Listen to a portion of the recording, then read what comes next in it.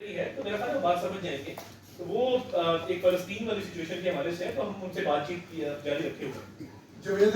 دوسرا سر یہ جو فیصلہ آیا ابھی حال ہی میں مخصوص نشستوں کا، اس میں 8 اور 5 کی شرح سے وہ فیصلہ تھا جو 72-75 سال سے ملک کے مسائل پیدا کرنے والے جو لوگ ہیں جن کے خلاف ریفرنسز دائر ہونے چاہیے تھے ان کے خلاف کوئی ریفرنس نظر نہیں آتا. تو کیا جو 8 ججز جو ابھی بیٹھے جنہوں نے فیصلہ دیا ہے تو ان کے خلاف بھی ریفرنس دائر کرنے کا کوئی وعدہ رکھتے ہیں؟ دیکھیے میں جو 4 فیصلے کیے ہیں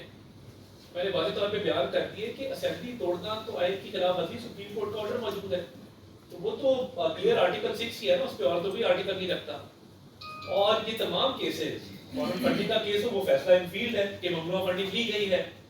اس کو ابھی سیٹسفائی نہیں کیا گیا کسی بھی فورم کے حوالے سے. میں یہ سمجھتا ہوں کہ بڑے مضبوط کیسز موجود ہیں اور ان کو بالکل دائر کیا جائے گا اور کابینہ سے منظوری کے بعد کیا جائے گا. جو آپ کا دوسرا سوال ہے اس پہ میں کوئی کامنٹ اس لیے نہیں کرتا کہ جو 4 فیصلے میں نے آپ کو بتا دی، مزید اس کے علاوہ کوئی فیصلہ اور نہیں کیا. سپریم کورٹ کا غیر معمولی فیصلہ آیا تھا، اس میں ججز نے کا ایک بڑا اہم ریمارک یہ بھی تھا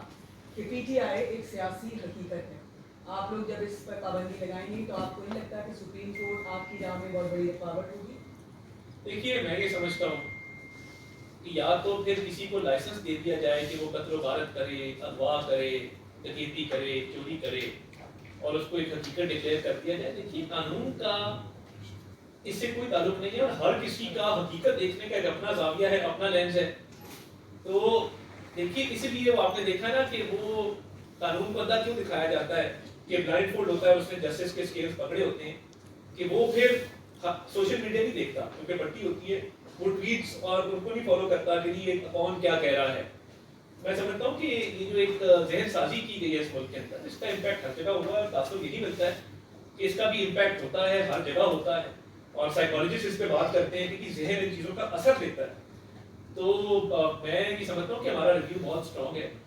اور ہمارے قانونی پوائنٹس جو ایک رد عمل آیا، لوگ جو باتیں کر رہے ہیں اور جس طرح کا ایک رد عمل اس فیصلے کے خلاف آیا ہے، جگہ اگر کوئی درخواست میں ایسی بات ہوتی یا 80 ایم ایل ایس کو سنا گیا ہوتا، ان کے ایفیڈیوٹ موجود ہوتے، درخواست میں ریلیف مانگا گیا ہوتا